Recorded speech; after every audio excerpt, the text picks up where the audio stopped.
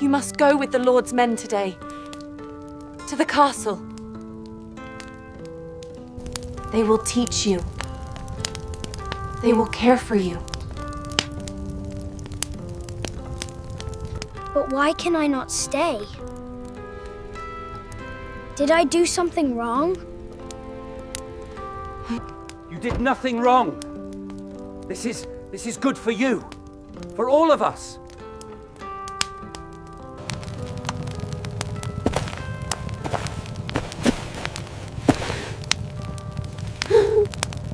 Be good. Be obedient. Do not anger them. And remember saying, "We love you."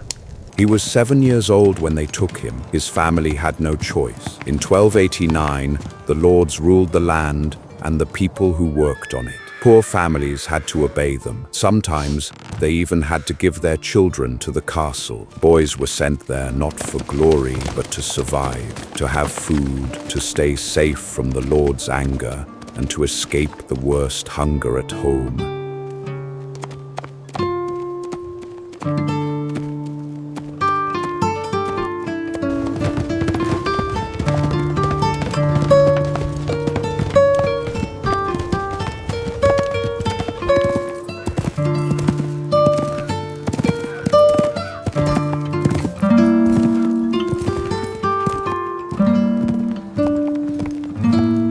He did not know he would never return, that his childhood, the smell of his mother's bread, the sound of his father's axe, the fields where he ran barefoot, would become a memory he could never touch again. He was going to the castle of Lord Edmund of Greystone, a man whose name meant power and whose castle meant obedience.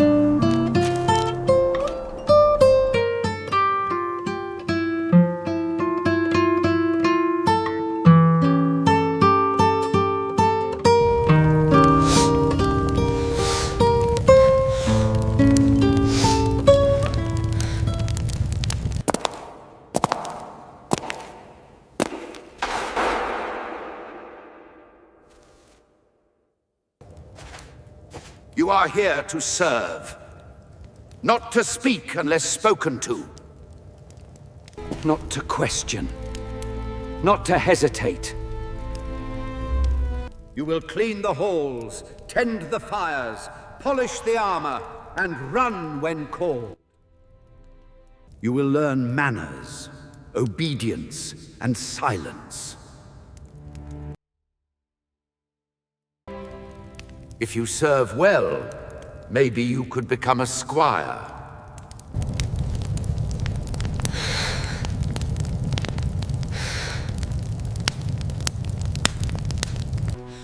Do not cry. They beat you for crying.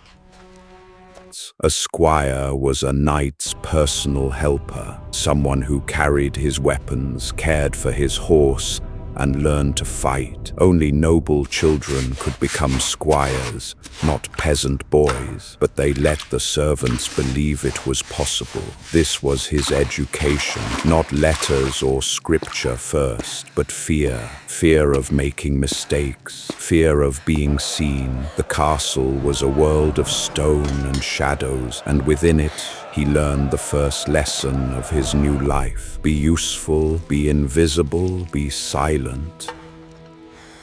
He served food at feasts where men spoke of war and land, but never looked at him. He carried messages through halls filled with power, but none of it was his. He learned to move like a shadow, there but not seen, needed but not valued. His days were not measured in play or rest, but in tasks completed without mistakes.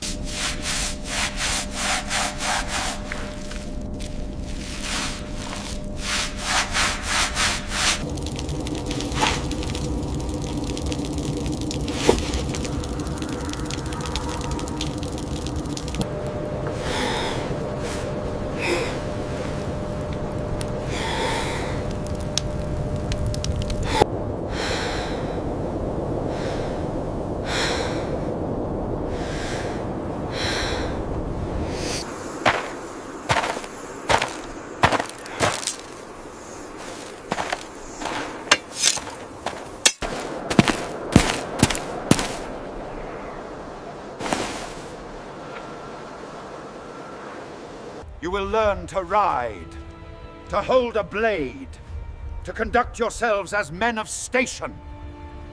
One day, if you are chosen, you will serve a knight.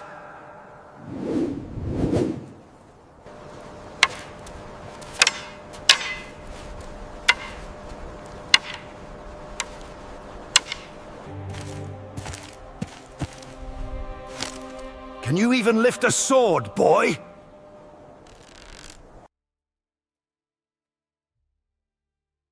I can try, my lord.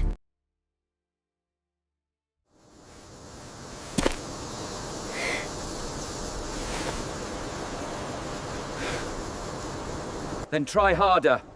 Weakness is not forgive here.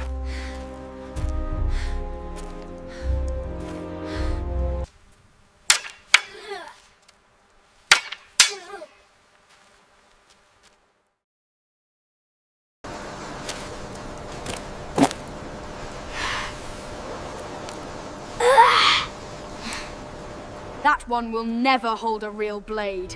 Look at him, thin as a reed. They were told that hard work could lead to something greater, that if they obeyed, if they tried hard enough, the Lord might notice them. It was a promise that always seemed close, but never arrived. Most would work their entire lives and never rise. The truth was simple. The system did not need more knights. It needed obedient hands.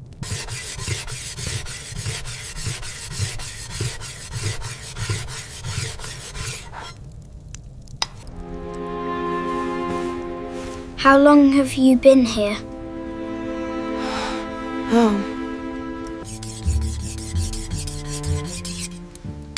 9 years. And are you a squire yet?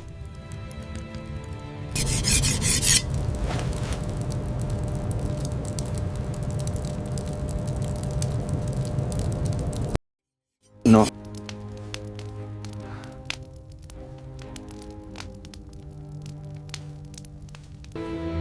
Will you be? Hope was rare in the castle. For every boy who became a squire, a dozen stayed servants forever.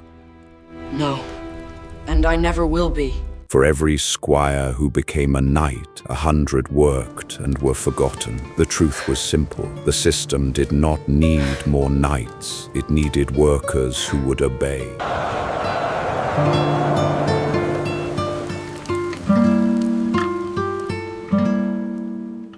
He lived surrounded by people, yet knew none of them. The lords did not see him. The knights did not speak to him. The other boys were too tired, too hungry, too afraid to make friends. Friends who might be sent away at any moment. He learned to bury his feelings, to smile when told, to bow when expected, to feel nothing when a noble's child, no older than him, was praised for simply being born into the right family.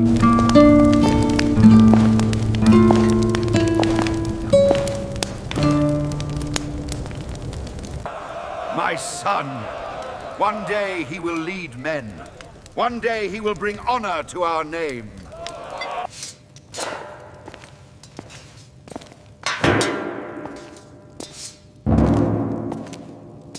He learned not to envy. Envy was dangerous. Instead, he learned to disappear, to make himself so small, so quiet, that even his own heart forgot to speak.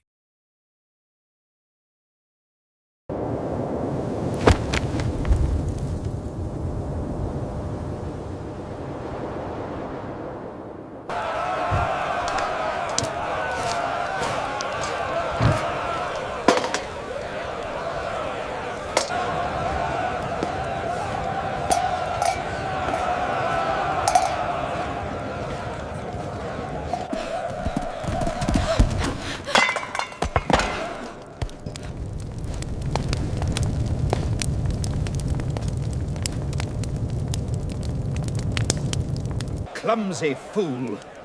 You waste my wine and disturb my feast. He nearly spilled it on me! Punish him, father!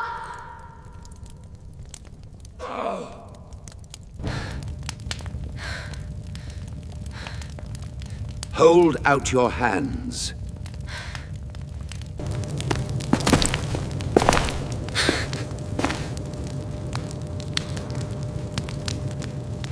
Clean this mess, and pray it do not happen again.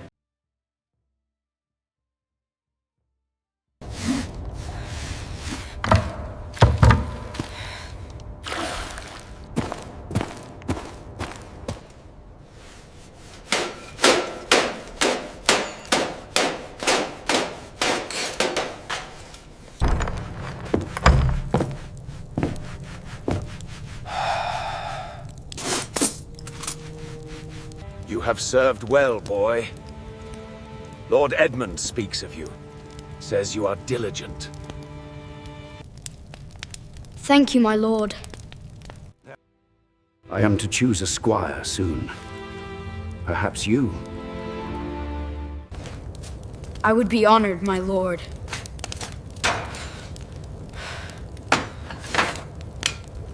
But understand, a squire's life is harder still. You will carry my armor into battle.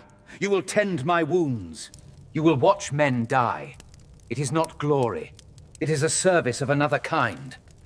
I understand, my lord.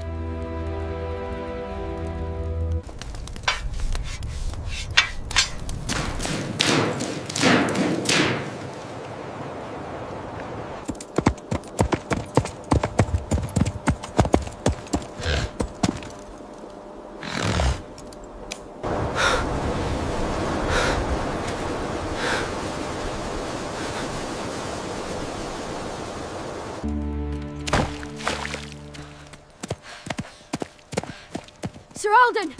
My lord! Wait! You said I might be chosen. I have worked.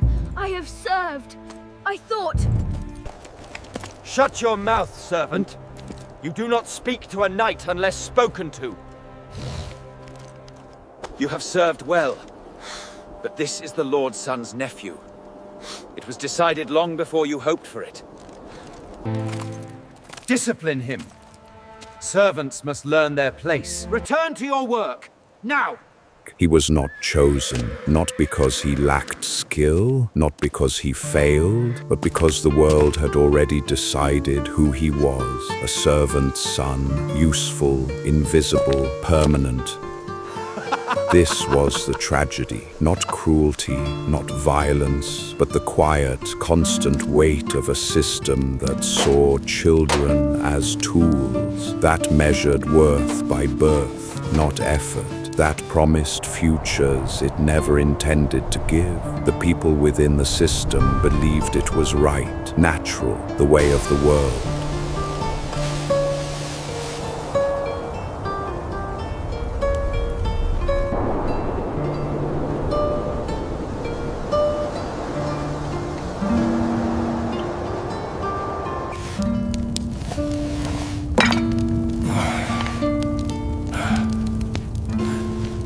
He had lost his childhood, not in a single moment, but in 1,000 small surrenders, in every silent bow, in every suppressed question, every year that passed without choice, without freedom, without love. The castle had not broken him with cruelty. It had simply worn him smooth, like a river wears stone, slowly, patiently, until nothing sharp remained. And still, the system endured. New boys arrived, new promises were whispered, new hopes were planted in soil that would never let them grow. For this was the way of the medieval world, rigid, unforgiving, built upon the quiet suffering of those who had no voice to refuse it. The tragedy was not in the villains, for there were none. The tragedy was in the stone itself. He never became a knight. He never reclaimed his childhood. He simply endured, a forgotten name in a system that outlived them all.